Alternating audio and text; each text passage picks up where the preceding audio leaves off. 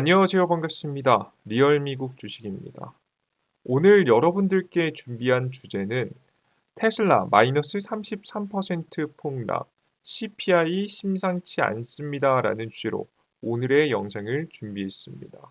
최근 들어 테슬라의 33% 폭락에 대해서 말이 굉장히 많죠. 왜 그런지 자세하게 풀어봄으로써 대응 방법을 말씀드려 볼 예정이고요. 그리고 CPI 지수도 굉장히 심상치 않게 나왔습니다. 중장기적으로 좀 유동성에 영향을 끼칠 수 있을 만한 금리에 영향을 주는 지표이기 때문에 해당 지표를 분석해 봄으로써 역시나 어떻게 대처할지 자세한 이야기를 준비했는데요.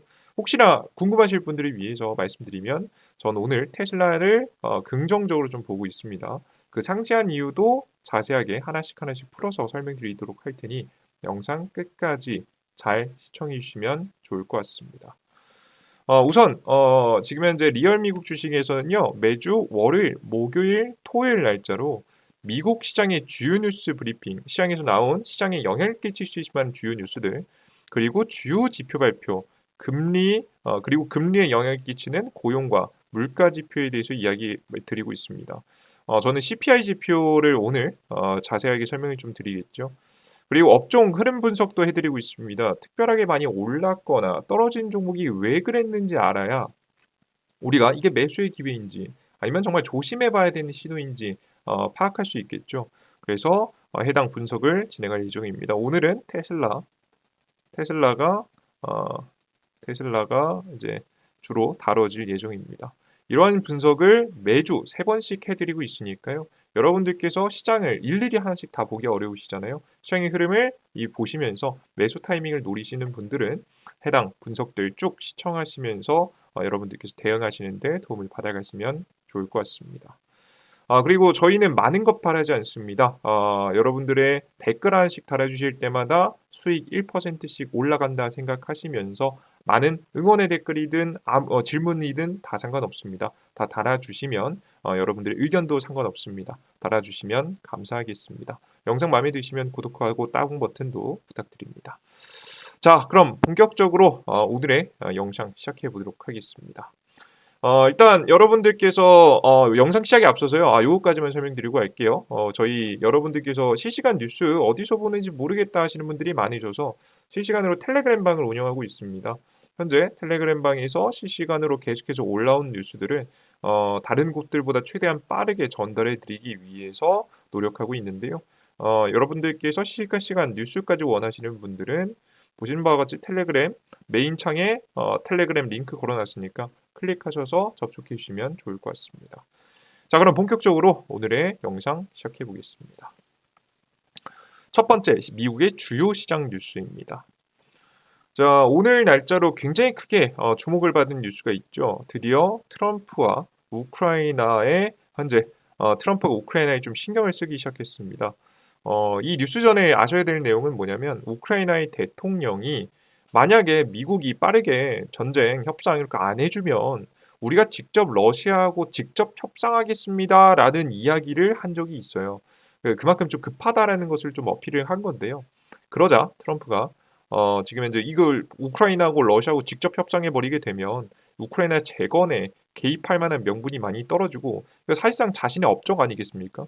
자신의 업적을 뺏길 수 없기 때문에 적극적으로 나서서 우크라이나 전쟁 종식과 그리고 재건까지 이야기하고 있는 모습입니다.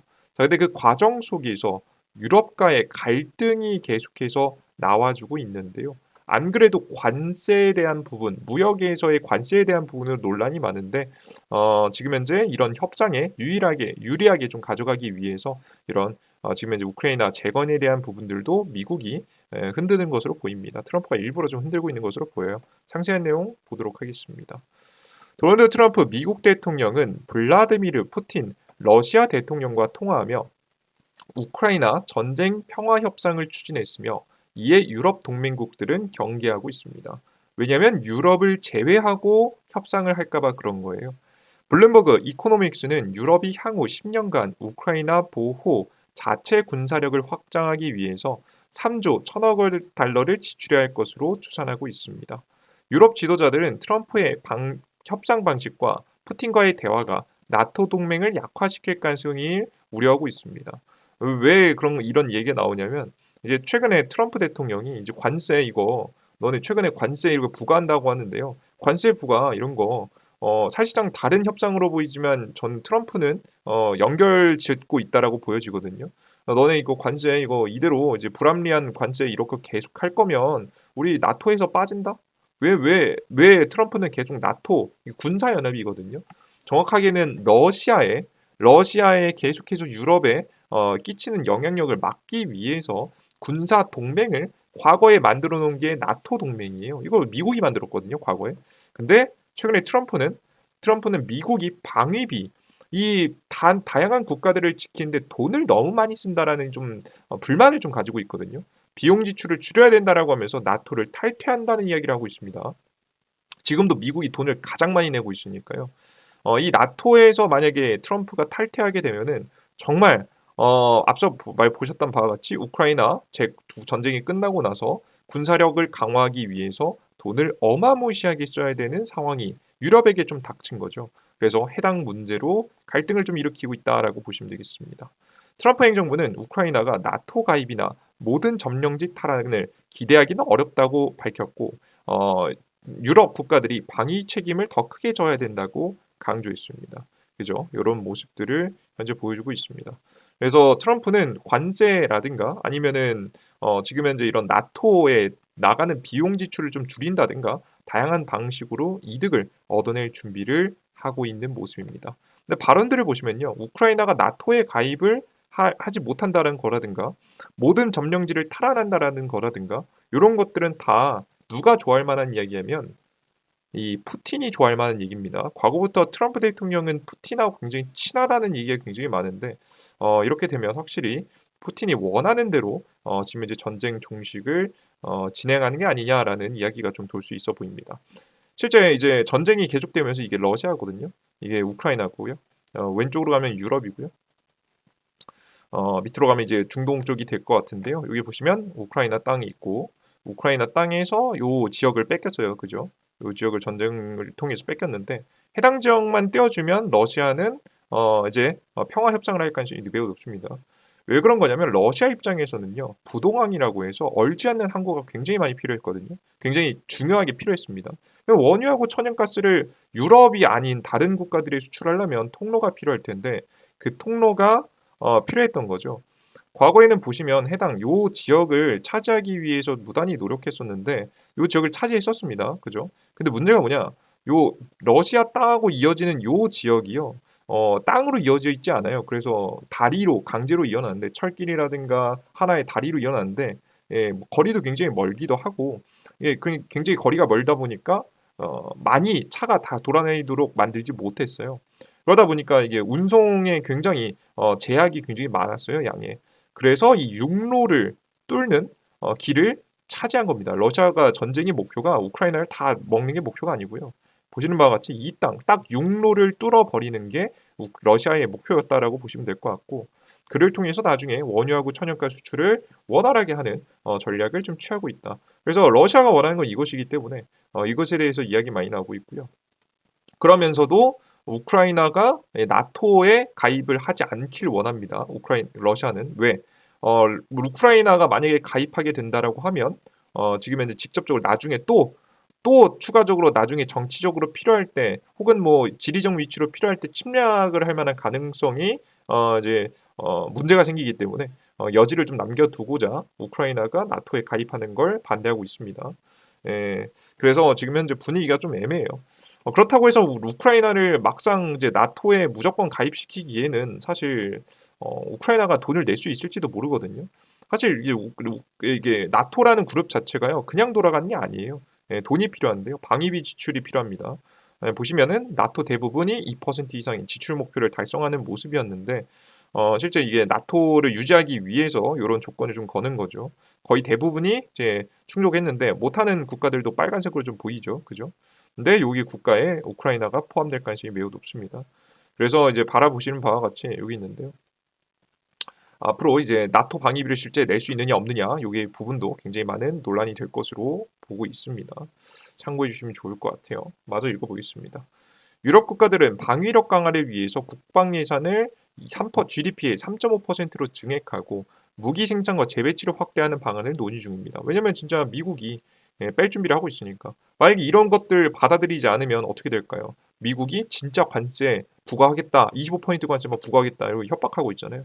그래서 이런 방위비를 직접적으로 지금 이제 유럽 국가들이 증액하는 쪽으로 가지 않을까 생각이 됩니다.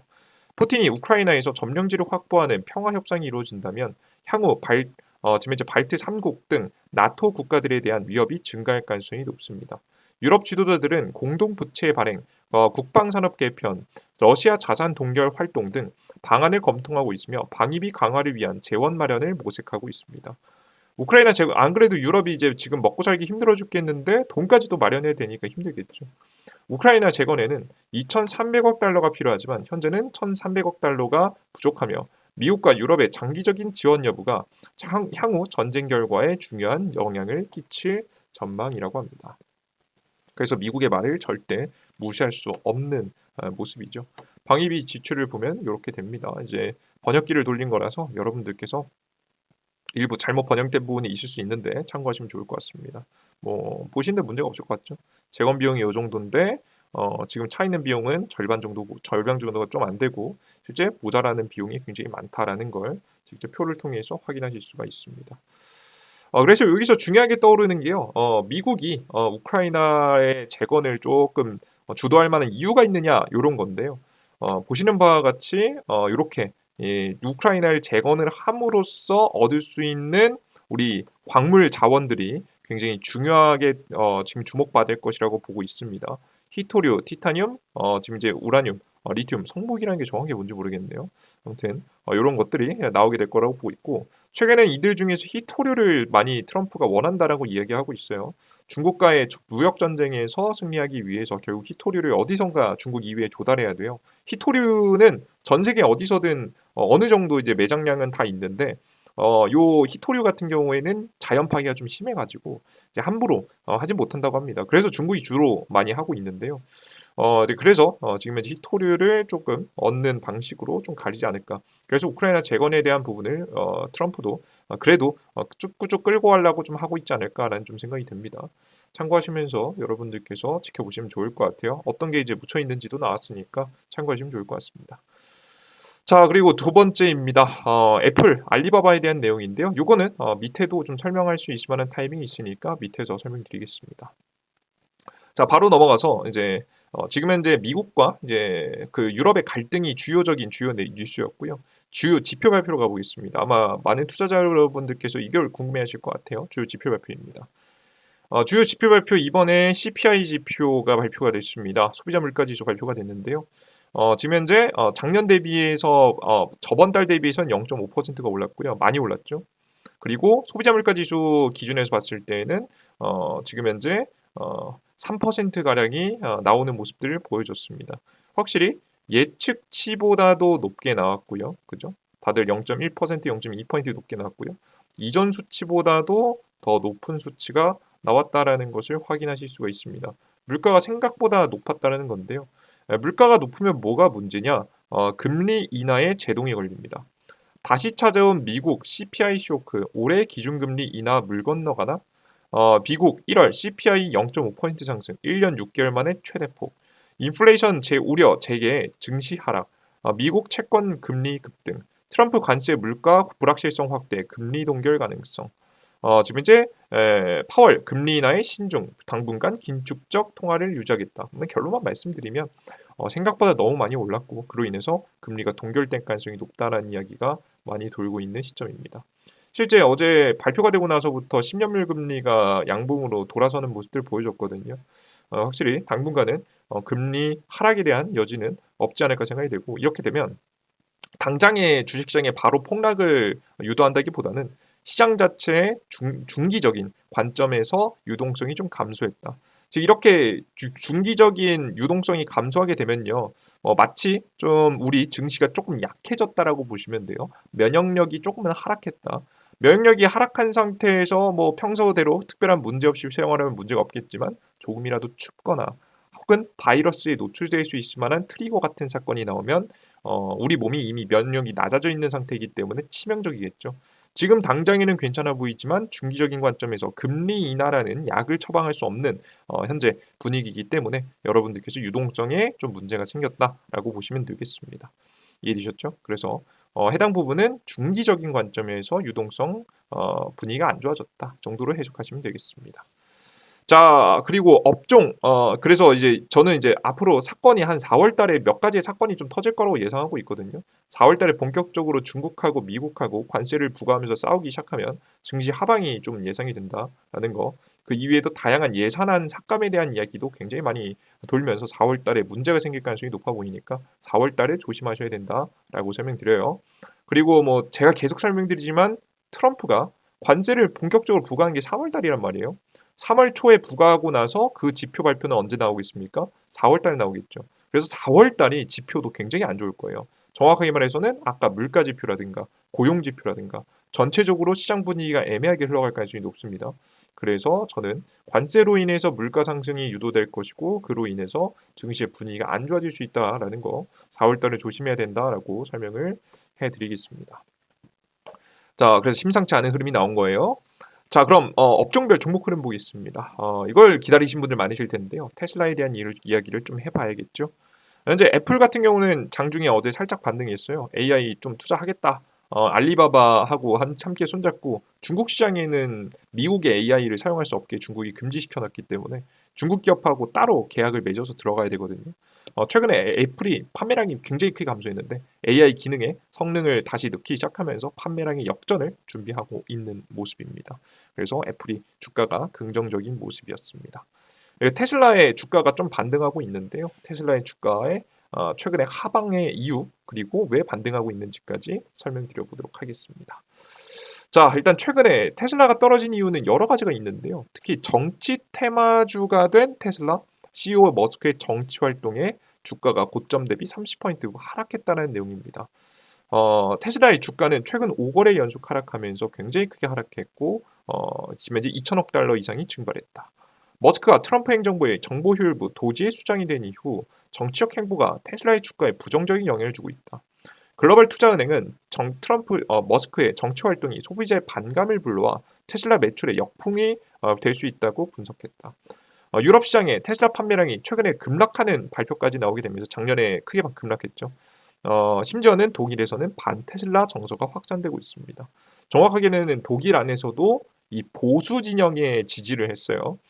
보수 진영의 지지가 굉장히 큰 의미가 있는 게 뭐냐면 이 머스크가 친 지금 이제 보수 성향의 행보를 좀 보였고 심지어는 이렇게 되면은 문제가 뭐냐면 따라오는 것이 반유대인 정서입니다. 반유대인 정서예요. 그래서 이게 정치적으로 과거에 독일이 이제 과거 전쟁 때 유대인을 학살한 이력이 존재하기 때문에 이런 문제가 또 생길 수 있어요. 그래서 생각보다 이 사건이 그냥 가볍게 넘어갈 사건이 아니라 일론 머스크가 태도를 바꾸기 전까지는 계속해서 논란이 될 가능성이 높다라는 이야기를 여러분들께 전달해 드립니다.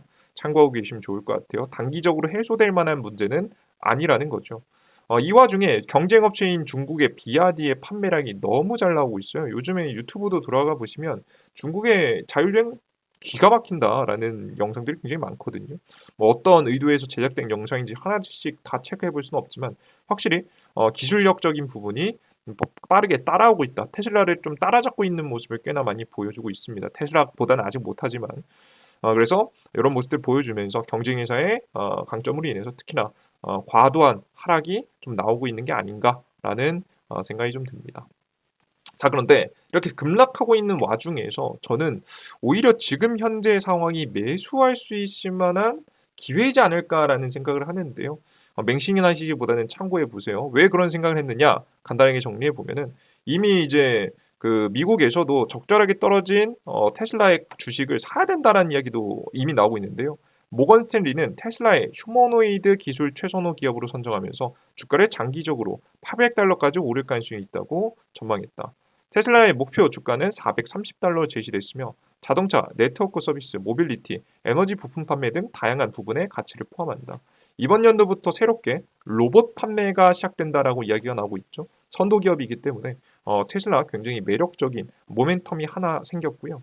그리고 추가적으로 보면 주가가 하락하는데 예, 물론 정치적인 부분이 영향을 끼치면서 실제 판매량이 감소했을 수도 있죠, 그죠? 근데 테슬라는 지금 판매량 감소의 원인을 다른 데에서도 좀 찾아볼 수 있습니다. 물론 정치적인 영향이 없진 않을 것 같아요. 앞서 설명드렸다시피 생각보다 큰 이슈니까.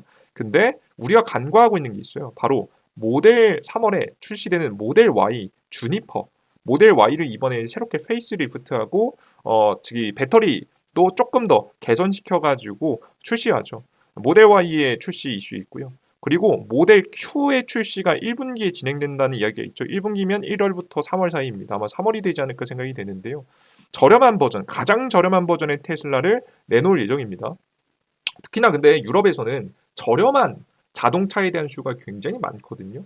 그래서 모델 Y도 Y지만 저렴한 버전의 수요가 이걸 기다리는 시장 이 투자자들이 굉장히 많을 거라고 소비자들이 굉장히 많을 거라고 좀 생각이 돼요. 그래서 저렴한 버전이면서도 테슬라의 자율주행을 100% 이용할 수 있는 모델 Q의 출시를 앞두고 있기 때문에 원래 유럽은 가성비를 좀 중시하니까요. 그래서 해당되는 부분 때문에 특히나 판매량이 더 많이 줄어든 게 아닌가라는 조심스러운 생각이 들고요. 그래서 3월달, 4월달 계속되는 지금 이제 테슬라의 매출, 판매 실적 지켜보아야 될 만한 부분이라고 생각합니다. 그래서 저는 정치적인 이슈만으로 하락했다고 보기에는 너무 이제 과도하게 좀 해석한 거고요. 정말 다양한 원인이 있는데 이런 원인들은 시간이 지나면 3월달 이후부터 일부 해소가 되니까 여러분들께서 테슬라의 과도한 하락이 나왔을 가능성이 높으니까 반등에 대한 가능성이 높다라고 판단하시면서 공략도 생각해 보시는 걸 권장해 드립니다. 다만 제가 앞서 말씀드렸다시피 우리 CPI 지표가 좀 심상치 않다라고 설명드렸죠. 벌써 심상치 않으면 4월 달에는 더 큰 문제가 될 것으로 예상이 됩니다. 그래서 4월 달에는 조금 더 조심해야 되는 시기가 다가올 거라고 보고 있으니까 지금 투자하시는 분들은 3월 중순 정도까지만 좀 적극적으로 보시고 그 뒤부터는 조금 현금 비중을 늘려가시면서 대응을 하시면 조금 더 적당한 대응이 될 수 있지 않을까 생각이 들어요. 수급에 대한 자세한 이야기들은 제가 또 지금 현재 직전 영상을 통해서 저희 리얼 미국 주식이 따로 올려드리고 있으니까 여러분들께서 직전에 올려드렸던 영상까지도 참고해 주시면 좋을 것 같습니다. 아시겠죠? 네, 부채 한도 협상 이후 채권 발행 타이밍도 조심해야 됩니다. 뭐 요것도 뭐 나중에 때가 되면 또 자세하게 좀 설명드리는 시간 가져보도록 할게요. 자, 오늘 그래서 쭉 진행된 테슬라의 마이너스 33포인트 폭락, 테슬라에 대한 내용들, CPI에 대한 내용들, 최근 주요 뉴스에 대한 내용들도 전부 다 살펴봤습니다. 오늘 영상도 끝까지 시청하시냐고 너무나도 고생 많으셨고요. 실시간 뉴스들 계속 올려드리는 리얼 주식 속보도 여러분들께 드리고 있으니까 메인에서 텔레그램 접속하실 분들 텔레그램 접속하시고요. 앞서 말씀드렸지만 응원의 댓글 많이 달아주시면 다른 거 많이 바라지 않습니다. 많이 달아주시면 여러분들 더 좋은 영상 제작해서 올려드리도록 하겠습니다. 오늘도 공부하시냐고 너무 고생 많으셨습니다. 너무 고생 많으셨고 더 유익한 내용과 함께 또 여러분들에게 편하게 정보들 전달해 드릴 수 있도록 많이 준비해 보도록 할 테니까 다음 영상도 기대해 주셨으면 좋겠습니다. 자, 그러면 이번 주 토요일에 또 뵙도록 하겠습니다. 모두 고생하셨습니다. 감사합니다.